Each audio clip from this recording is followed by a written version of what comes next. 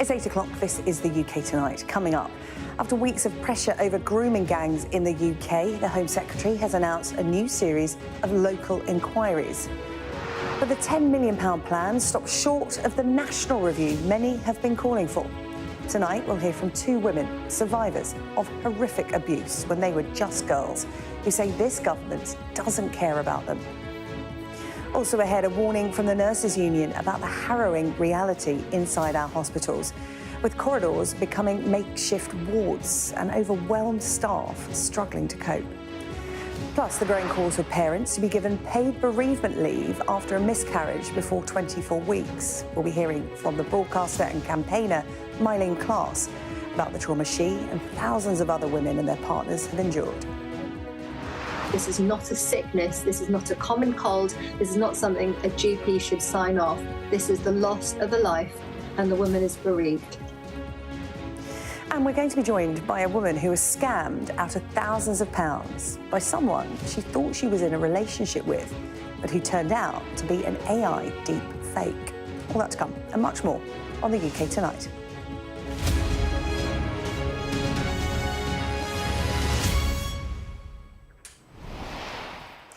Pressure has been growing on the government for weeks to take further action over grooming gangs in the UK, amplified in no small part by the world's richest man, Elon Musk. Well, today the government responded, announcing a £10 million plan for a series of local inquiries, stopping short of the national investigation some have been calling for. Well, as the Home Secretary was making that announcement in the Commons, Sky's Becky Cottrell spoke to two women, both survivors of rape at the hands of gangs when they were just children. Just to warn you that the report coming up does contain details of that abuse that you may find distressing. I was sexually abused in a churchyard and then went to the police station to report it. The officer told me to go home and come back when I'd sobered up. Sam says two strangers in the police station offered to give her a lift. The officer told me to go with them. From that, I was gang raped by multiple men. She was just 12 years old. And then there's what happened to Jane. She says police saw her being raped by an older man. The police actually placed me in handcuffs and threw me in the back of a police van and said they were arresting me for prostitution. I was 14 years old. No child can be a prostitute. This horrific abuse happened in Oldham. The government has been under pressure for weeks to order a national inquiry into crimes that happened here and in other towns, but instead today put its weight behind more local inquiries. And as we've seen, effective local inquiries can delve into far more local detail and deliver more locally relevant answers and change than a lengthy nationwide inquiry can provide. It seems they will not be statutory inquiries under the 2005 Act. That means these local inquiries will not have the power to compel witnesses to attend or to take evidence under oath or to requisition written evidence. So, if that's the case, how can they possibly get to the truth when faced with cover-ups? That's exactly what Sam and Jane fear. They say the government's announcement falls woefully short of what's needed. They're trying to shut us up and act like they're doing something, when in reality they're not doing very much. Today they met with Safeguarding Minister Jess Phillips. Recently a target for Elon Musk on social media, now survivors feel betrayed by her. The Labour Party do not care about our survivors and will do whatever they feel is appropriate for their party and not for us. The conversation around grooming scandals has become deeply political and often toxic, but exposing the truth is all the victims want, and that still feels a long way off. Becky Cottrell, Sky News, Birmingham. Well, let's bring in our Home Editor, Jason Farrell, who joins us now. Jason has been following and investigating grooming gangs for a number of years now. And Jason, it's worth just reminding viewers tonight how we got to this stage today. Well, yeah, of course, all this flared up, as you said at the beginning, from Elon Musk's tweet and political pressure from the opposition and from the Reform Party saying that there needed to be a national review into grooming gangs.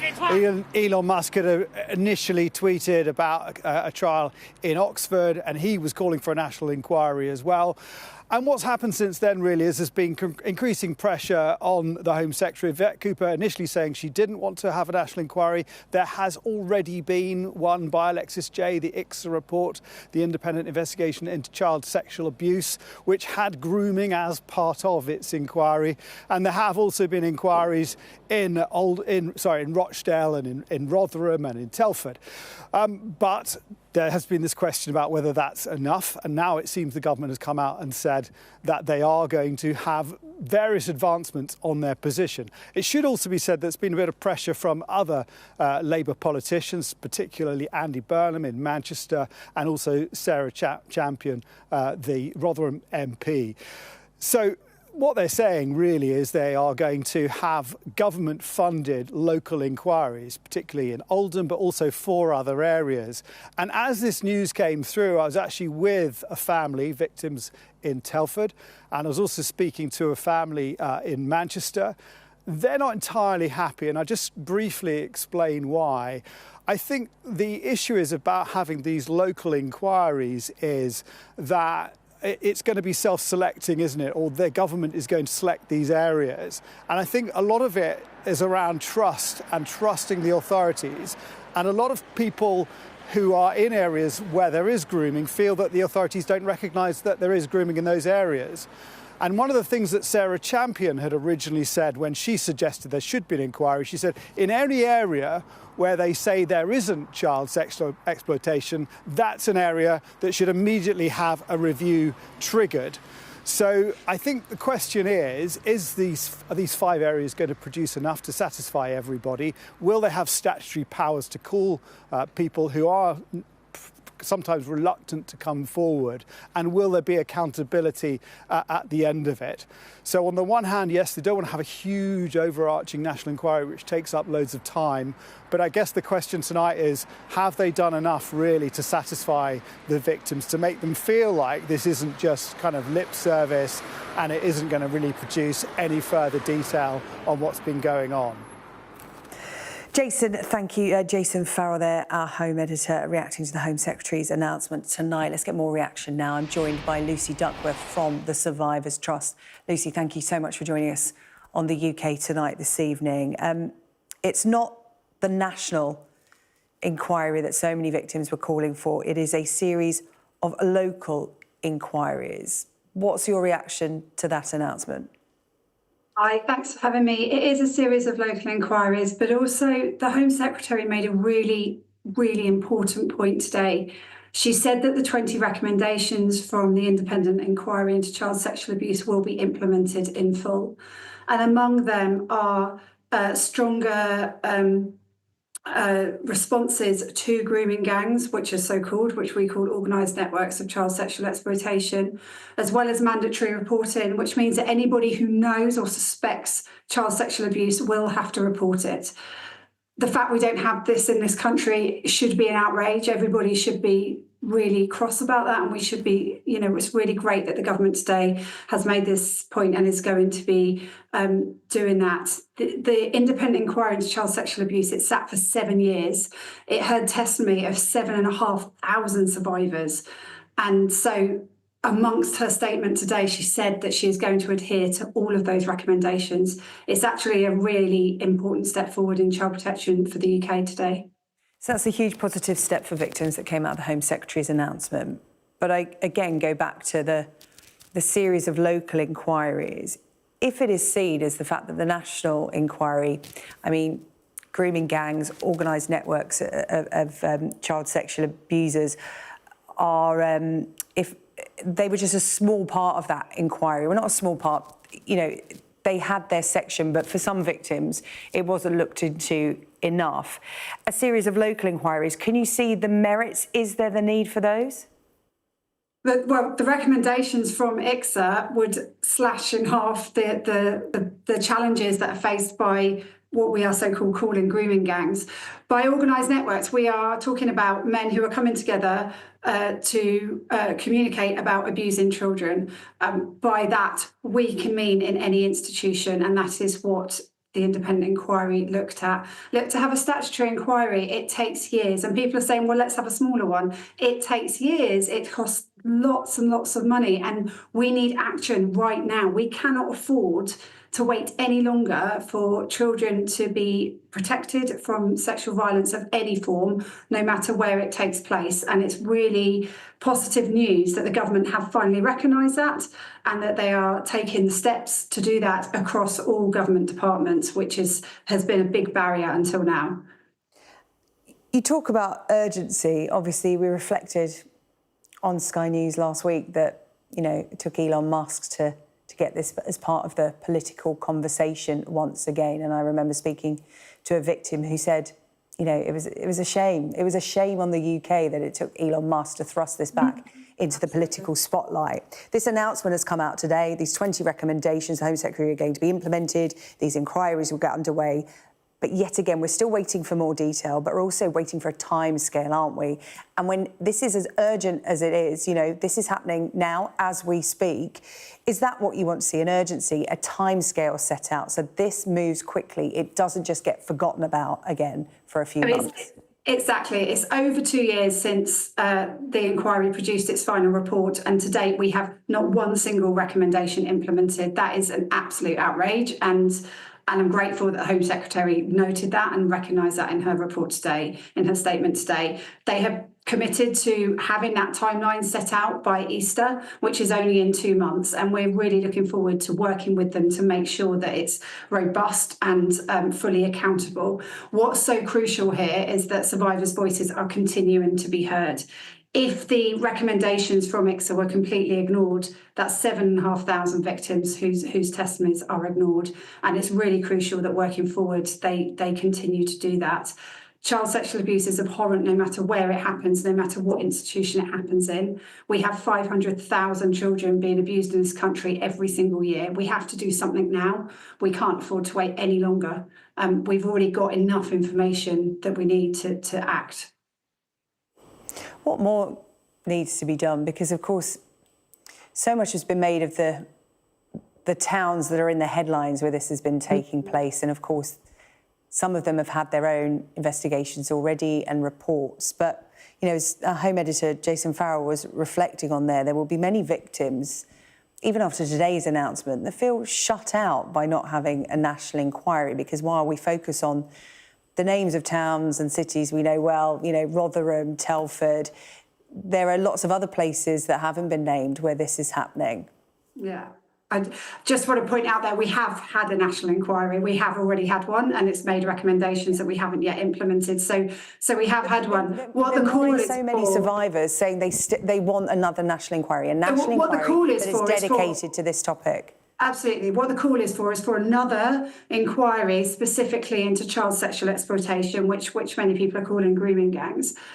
What we need to understand is what will that achieve? What people are calling for is an end to child sexual exploitation by grooming gangs. By implementing the recommendations we already have, while we are hearing further testimonies of survivors, we will be working towards ending that a lot quicker than if we had another inquiry. Today is a really mixed day for survivors around the country. It's really mixed emotions. We've been calling for this for many years. People have been campaigning for this literally for decades. This isn't something in the last 2 weeks or even the last 2 years. This has been going on for a very, very long time. And it's really important that we recognise how difficult the last 2 weeks have been with the media reporting and a lot of politicisation of child sexual abuse, which is really, really dangerous on many levels. It's going to be a really difficult day, but also a really hopeful day for many people today, we hope. You want action, but you also want accountability. What does that look like to you, Lucy? I think accountability means making sure that we are supporting survivors of sexual violence throughout their entire journey. So we're often talking about children. Those children become adults and they don't have access to specialised sexual violence support, which research after research has proved is the most effective treatment to the lifelong trauma that any form of sexual violence gives you. And we are now hoping our next issue will be working to make sure that is sustainable, permanent, and available to everybody, no matter where they were abused or in what context. Yes, of course, that support forming part of those 20 recommendations. It is, of course, the provision of that support, such as the scale of this, and you've reflected on it there. That is one of the next steps to tackle. Lucy Duckworth, Policy Advisor at the Survivors Trust, thank you so much for your time tonight. Really appreciate it. Thank you. Thanks. The teenager who stabbed to death 15-year-old Eliane Andam is in a row over a teddy bear has been found guilty today of her murder. Hassan Sentamou attacked Eliane with a kitchen knife outside a shopping centre in September 2023. Speaking outside court today, her father said that his daughter's death left a void that could never be filled. Sky's Rachel Venables has this report. We came to collect the stuff from Hassan yet. Smiling and laughing, this is Eliane Andam. He didn't even bring the stuff. Moments before she was killed. The 15-year-old had gone with a friend who was meeting her ex, Hassan Sentamou, to return each other's belongings. But the 17-year-old turned up without his ex-girlfriend's things, including a teddy bear she desperately wanted back. So Eliane snatched Hassan's bag of returned clothes and ran. But he chased her down and stabbed her 4 times in a moment of white-hot anger. The 15-year-old schoolgirl died there on the street. Our world was shattered, and our hearts were broken by the senseless and violent loss of our beloved daughter, Eliane Andam. She had her whole life ahead of her, filled with hopes and dreams for the future, all cruelly taken away from her and from us. I'm looking for someone who's just stabbed someone. Need to see your name. Say something else, Scott. Sentamou was arrested 90 minutes after the attack. The court hearing how his difficult childhood involved a catalogue of aggressive behaviour, sometimes involving knives. Though his defence team argued his loss of control during the killing was down to his autism. After weeks in court, Eliane's family have this message. We say to the young ones, put the knives down. Put the knives down.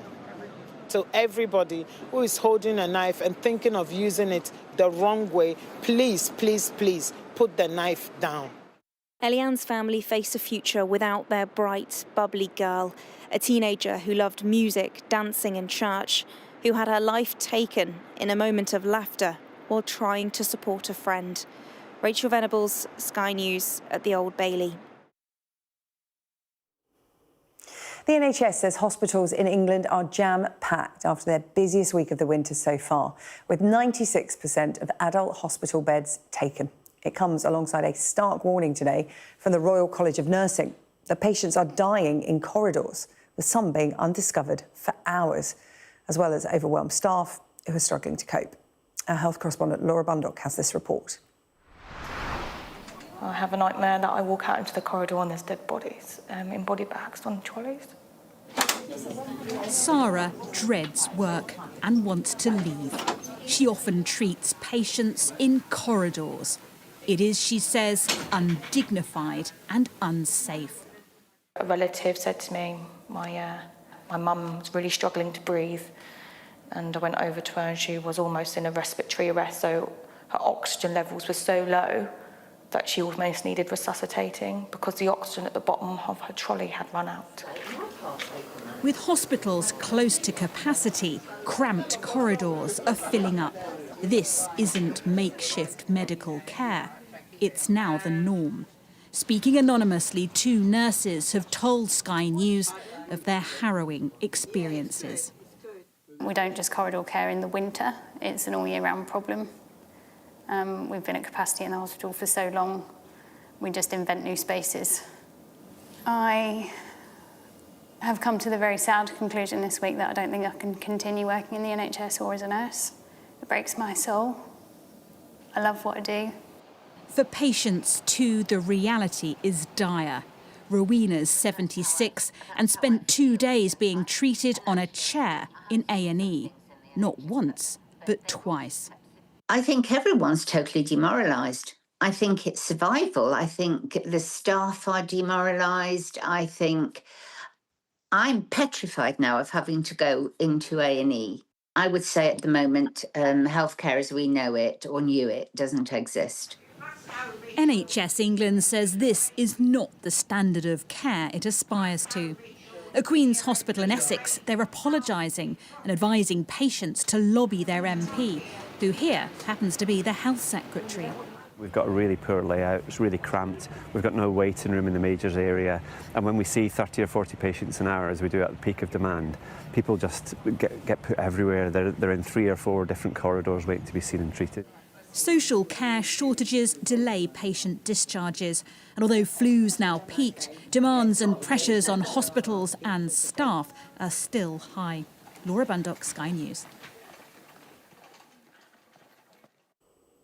The Prime Minister has told Sky News that the UK will play its full part in any peace negotiations in Ukraine, including by deploying British troops for peacekeeping.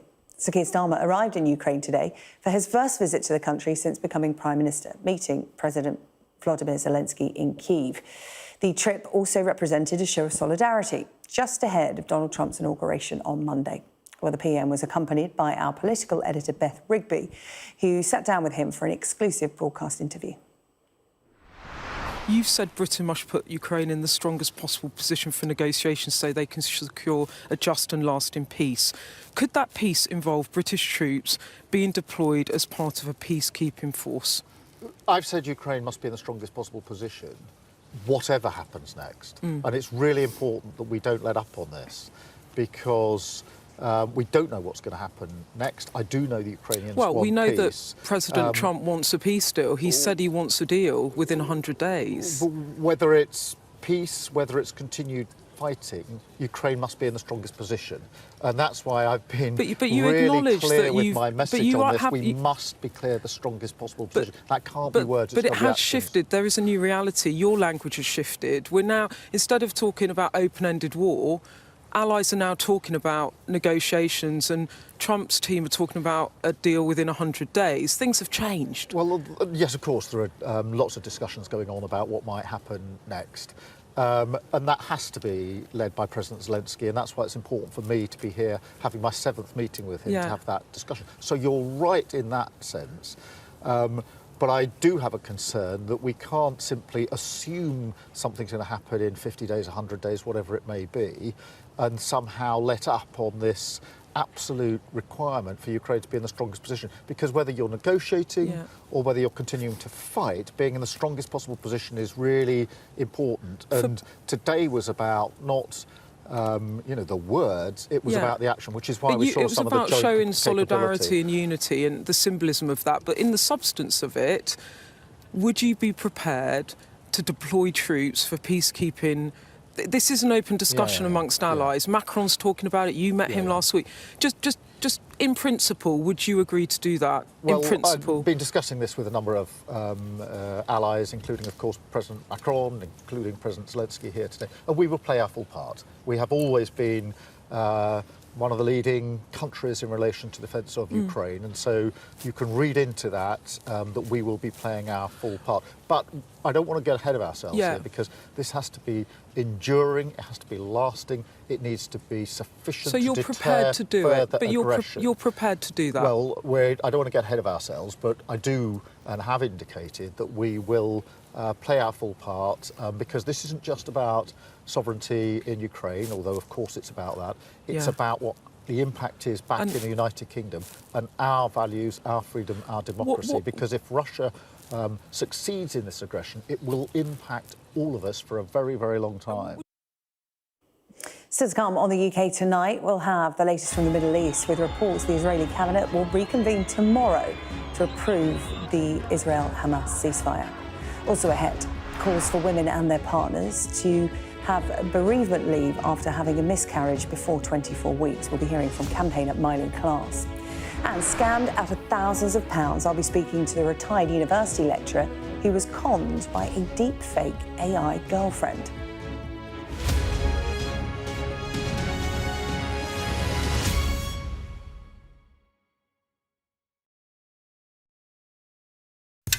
What's it like doing this kind of stuff when he's not here? Yeah, I miss him. He just inspired me to be a better person. He's shown us what living looks like in the toughest and most difficult of circumstances. I'm Greg Myleene, and I'm Sky's Chief North of England correspondent. Mandatory evacuation, you must leave! For many people, Harvey is far from over. People here believe the water will be this deep for weeks. I've reported from around the world and around the UK. It isn't what politicians see from election battle buses, but what ordinary people see from the buses that shape the timetable of their lives. I feel like there's no trust between the people and the politicians. Labour's going to get in definitely, and they're no better than the Conservatives. It is almost impossible to predict where these fires will go next. Ida has certainly left its mark on New Orleans. It just feels heartbreaking. Cartels in Mexico are flooding America with the drug. We are standing on the supply line right into the heart of America's opioid crisis. This gives you an idea of the strength of those winds, strong enough to bend and twist metal. Sky News, the full story first. Christchurch has been changed forever by what happened here. There was a river of blood coming out of the mosque. That's a scene that you don't forget. Are you trying to run me over, Sir Philip? No, go away. Look like it, sir.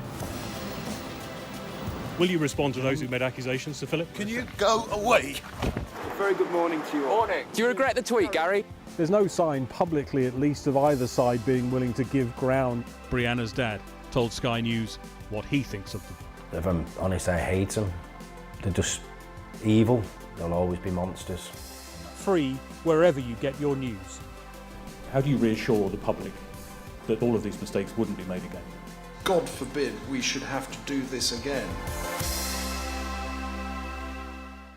I'm James Matthews and I'm Sky's US correspondent, based here in Washington, D.C. Donald Trump, it would appear, is about to learn his fate. There's no doubting the strength of this hurricane as it roars through. Sky News, get the full story first.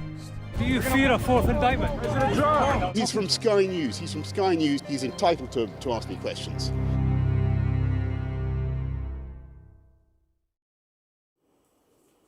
A 19-year-old neo-Nazi Satanist who was caught with terrorism material and encouraged suicide online has been jailed for 6 years. The Old Bailey heard today how Cameron Finnegan joined a satanic extremist group in 2023 and told one girl to kill herself on video so he could share it in the group's online chat. Sky's Ashna Hurnag has this report.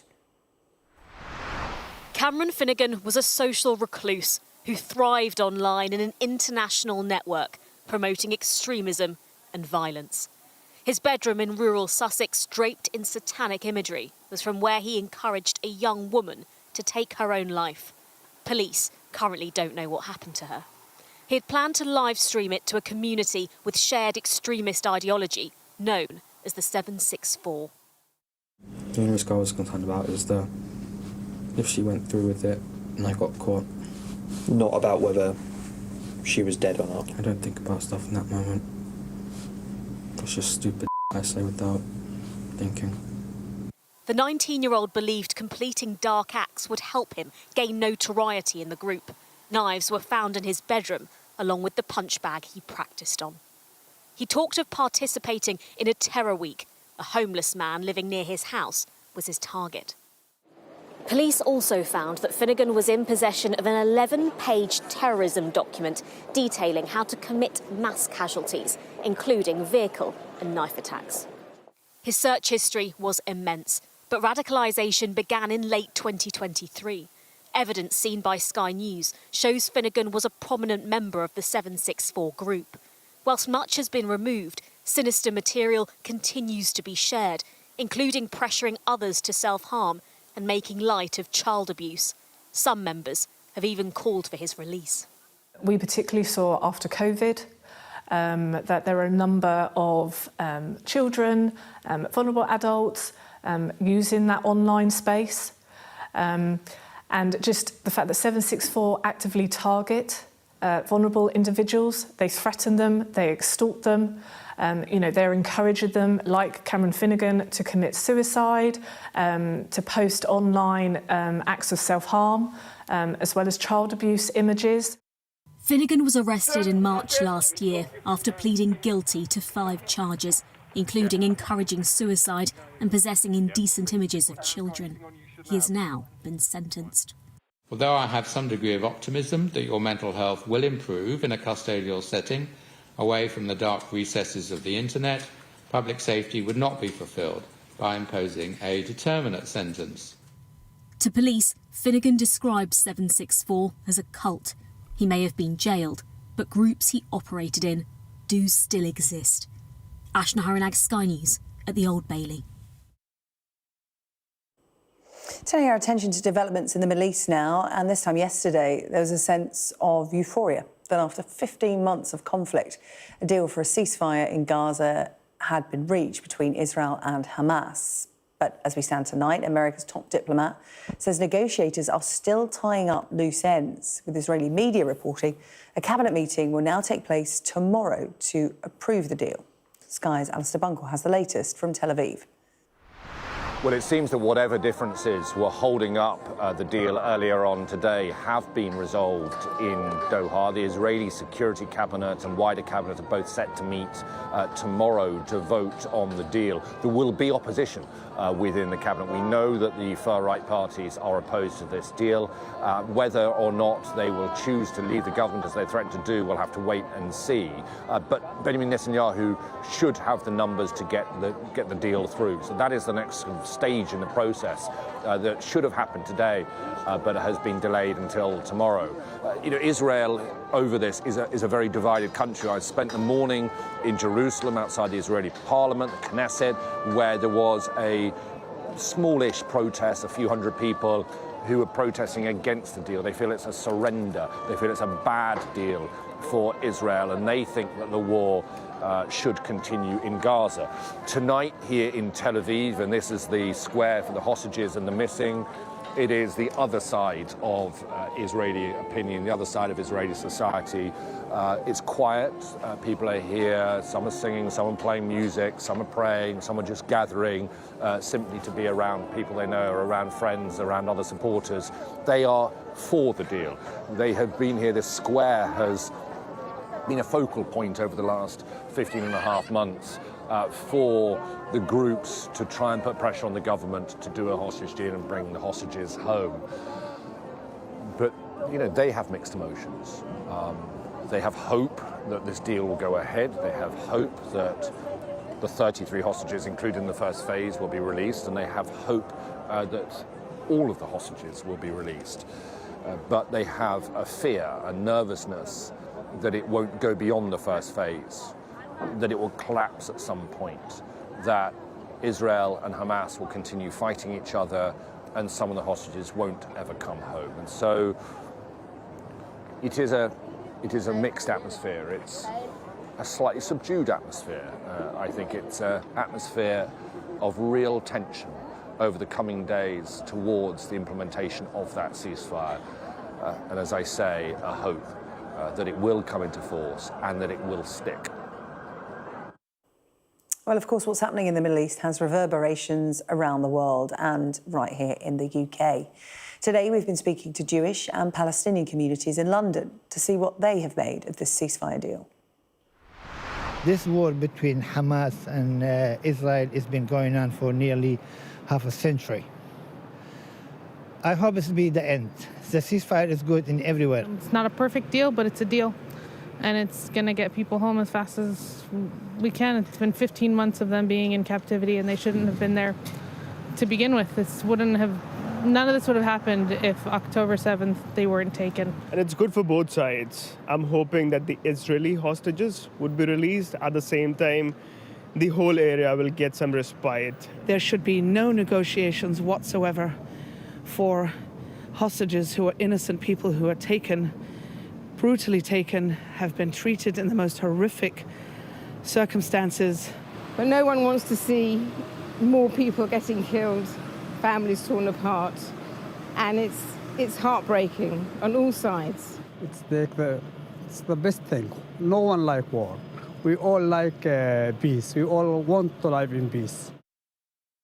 Well, more on the developments in the Middle East coming up from 9 o'clock tonight in the World Programme with Yalda Hakim. Still to come here, though, on the UK tonight, growing calls for women and their partners to get paid bereavement leave after having a miscarriage before 24 weeks. We'll be hearing from campaigner Myleene Klass.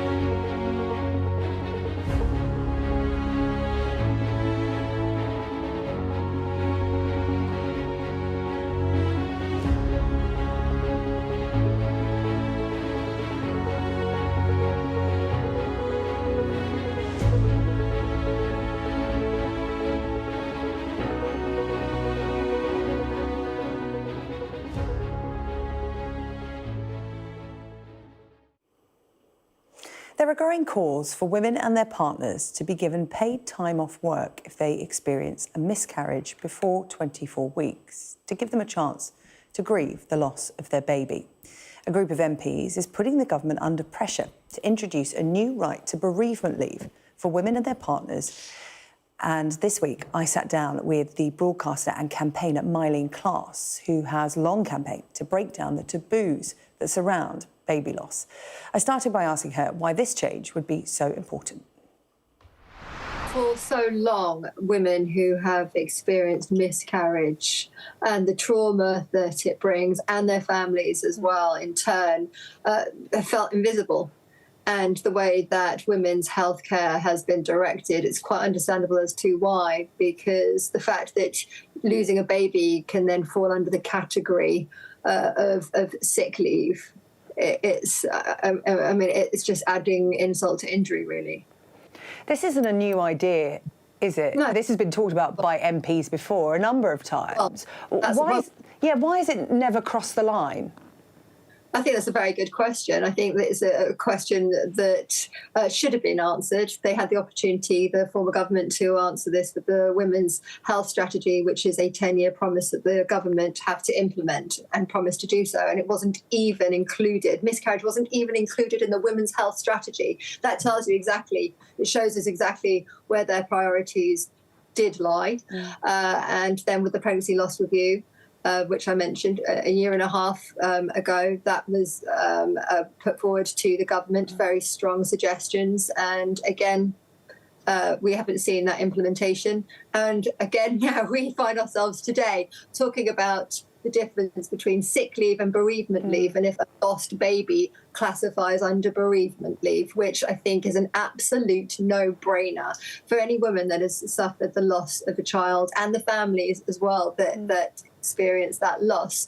It's unquestionable as to the grief you suffer and the fact that it's a bereavement. But at the moment, it just feels that we're arguing and we're looking at semantics, whereby we should actually just look at the practical considerations. At the moment, the government, it costs the government $360 million plus with the miscarriage. At the moment, we have women going to A&E, being triaged next to somebody who's either suffered a heart attack or a nosebleed on a Friday night. Similarly so, you might go to your GP, you might not. These miscarriages are not being recorded. We don't know how many women this is happening to. We think it's 20,000, but that's just an estimate. But on the whole, miscarriages don't happen in medical centres. They happen at home. They happen at work. They happen in the most inopportune moments. It's just utterly hideous. And on top of all of that, you then have to prove that you've lost a child, take the bereavement leave that you deserve. Myleene, there's so much more to do in this area, isn't there? You were recognised in the New Year's Honours List with an MBE for your services to women's health, recognised as a figurehead to help other women who have experienced baby loss, having been through it a number of times yourself.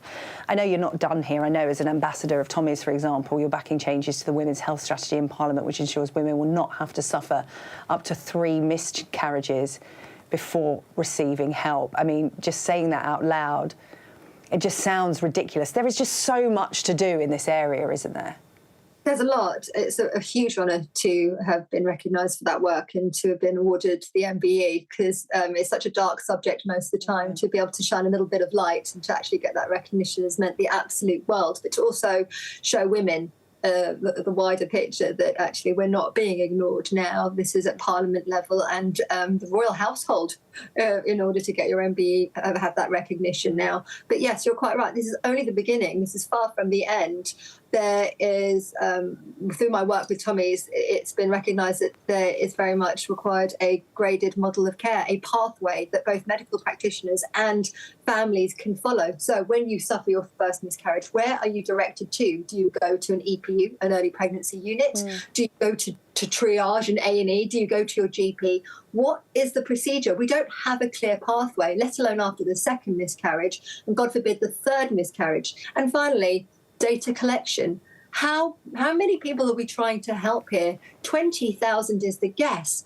But ultimately, we need to know why it's happening, who it's happening to, and we need to be able to determine what we're going to do with that information in so much as being able to prevent these miscarriages, which, by the way, we've already learnt with the work that Tommy's has been doing that we could prevent 8,500 miscarriages with the use of progesterone alone. And I know this because my son was born with using progesterone. So there is definitely hope and light, but it just feels like an extraordinary struggle. And yet everybody agrees. Everybody agrees we should have data.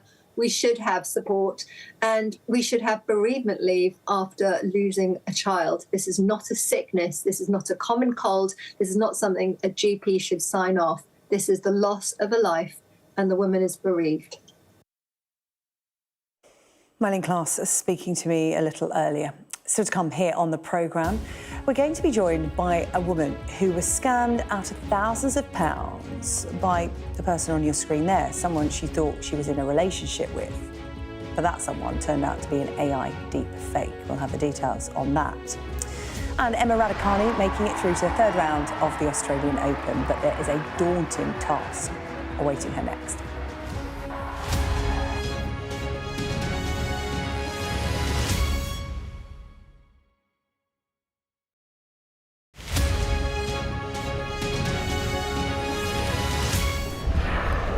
Once almost lost, these denizens of the deep are back. The problem for these whales is global warming. Water temperatures are rising. We're worried that the animals are actually starting to starve. Deadly and outdated. What do you think should happen to the nets? I would like to see them go. I'm Nicole Johnston, Sky's Asia correspondent, based here in Beijing. A towering monument to the China dream and its demise. From one end of this country to the other, China is littered with real estate that's falling apart. China is facing a tsunami of the elderly. We have to work as long as health allows, otherwise, no money. China is under pressure to pay for the pensions of 500 million retirees. I've reported on a wide range of stories from around the world. Mass protests forced the president to flee. The sight of the president's private swimming pool only reinforces to Sri Lankans the great divide here between rich and poor. Aid groups say Gaza is now the world's most dangerous place to be a child. The Israeli army has raided towns and villages all over the West Bank. These tunnels run all over Gaza. The Gaza Strip is ridden with them. A referendum designed to unite the country has only deepened its divide. Sydney's floodplains underwater again. This is the third or fourth time in the 18 months that their homes have gone under. Sky News, the full story first. It may seem like a gimmicky toy, but it is part of the global race between the United States and China for new technology. This elite engineering, designed to humour and to help us.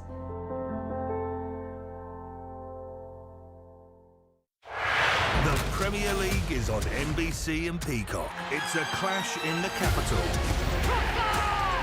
Arsenal. Aston Villa. Saturday on NBC and Peacock.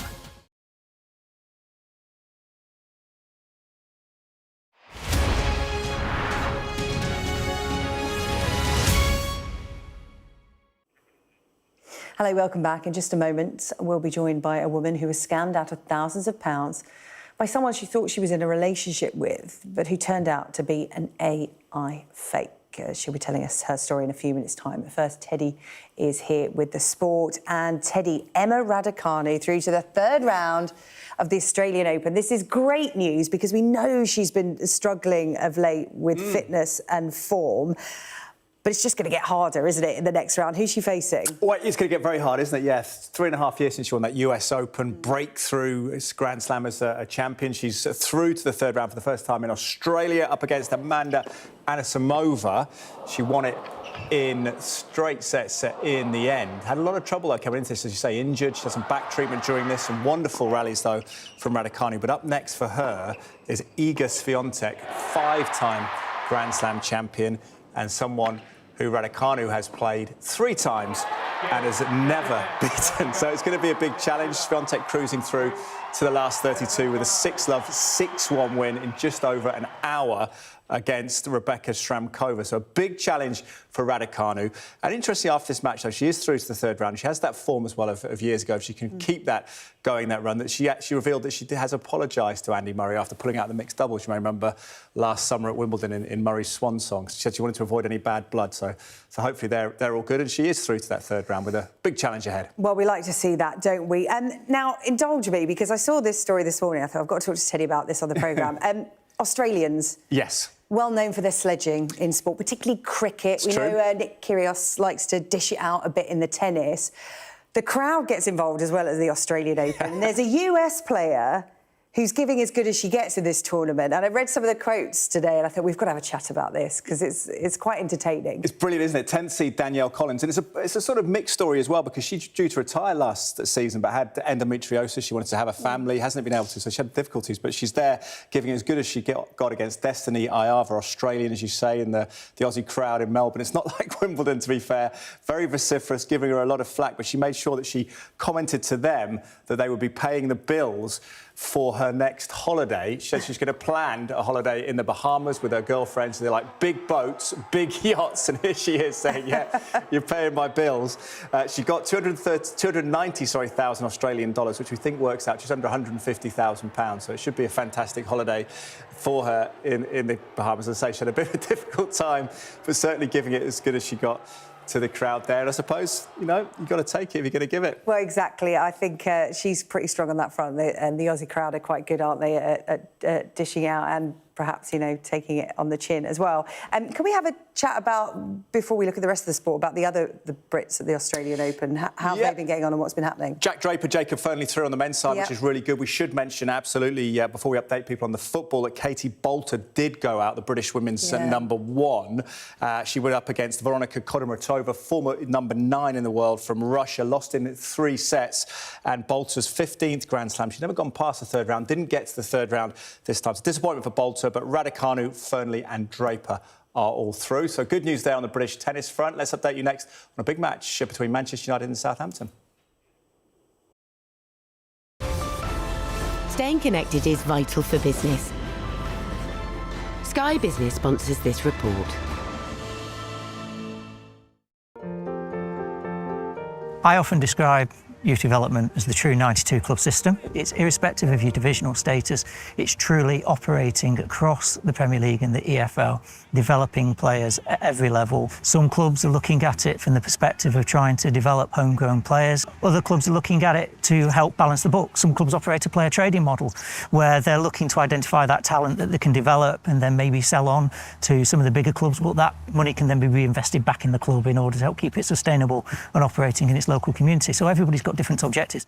10 years in, you had the big review. What about the future plans? What does the next 10 years look like? The ETRLP very much focused on the holistic development of young players. But what we've done 10 years on with our ETRLP review is recognise that the landscape has changed about how you work with children, how you work with elite youth athletes, regulatory changes in football. And we've updated the ETRLP to elevate and be even more explicit around the importance of the academy being a life-enriching experience for all of our young players. And we have aspirations to create unrivaled development environments in our academy. So they're not just the best environments in football, actually, across all facets of developing young people. And the way that we're doing that is, yes, focusing on elite player development, but also focusing on personal growth. And we really feel that will help us to achieve successful outcomes, both in the quality of players that come through and play in the Premier League, but also the players and the young people that go on to achieve things beyond the pitch. What we also care about is the health of our game, making sure that there is room for all of our clubs at the different levels of the game to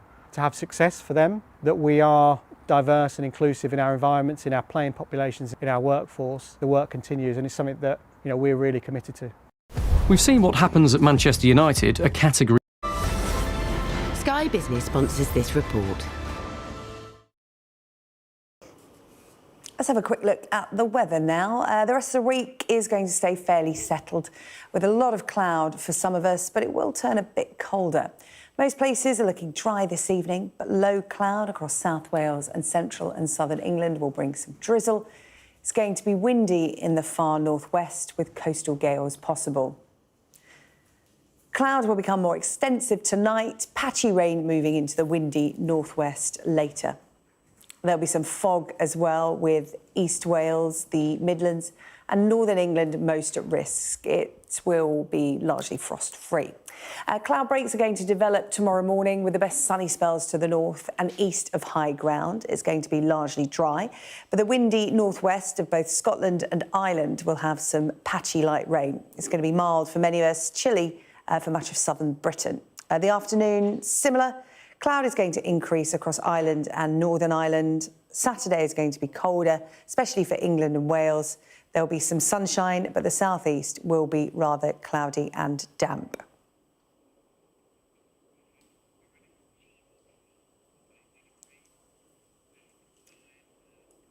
Now, there's fresh pressure on the Chancellor this morning after the UK showed only very slight signs of growth. New figures revealing growth of 0.1% in November. That's lower than 0.2% economists had been widely expecting. It follows a contraction of 0.1% in both October and September. The Chancellor giving her reaction here. The most important thing to grow the economy is returning stability to the economy. And when I became Chancellor, there was a £22 billion black hole in the public finances. We couldn't carry on like that, because that is the road to ruin. We saw that under the last Conservative government. When they play fast and loose with the public finances, it is ordinary working people that pay the price. So I've drawn a line under that instability and ensured that the sums now add up. I'm going to go straight to Nikki McLeod now. I was talking about this story a little earlier in the programme. Nikki McLeod was romance scammed, and she joins us now. Nikki, really good of you to join us.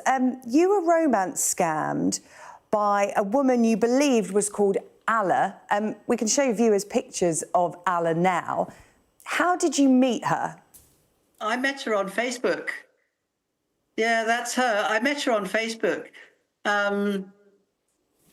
I had a whole series of catastrophes in my life. I lost my parents, then my partner left with our kids in the middle of lockdown, and the father of one of our kids died. He committed suicide, and so I don't know. I was getting pretty lonely, and I started chatting to people. I just started chatting to people on Facebook, and eventually one of these people obviously made deliberate contact with me. And we just started chatting, and we got on really well.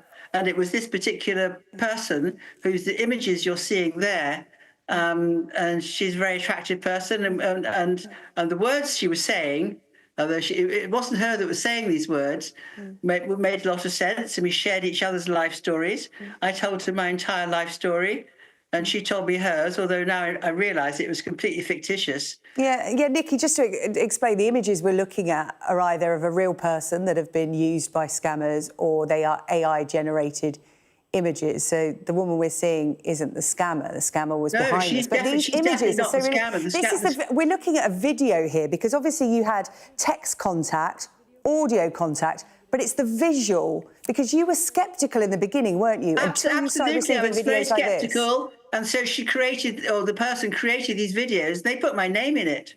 And you gave her money, because obviously that's what scammers do. They ask you for money. Yes, I gave her money for 2 or 3 different reasons. The first one was she said she had really rubbish internet connections, and so she wanted me to buy her some Steam cards.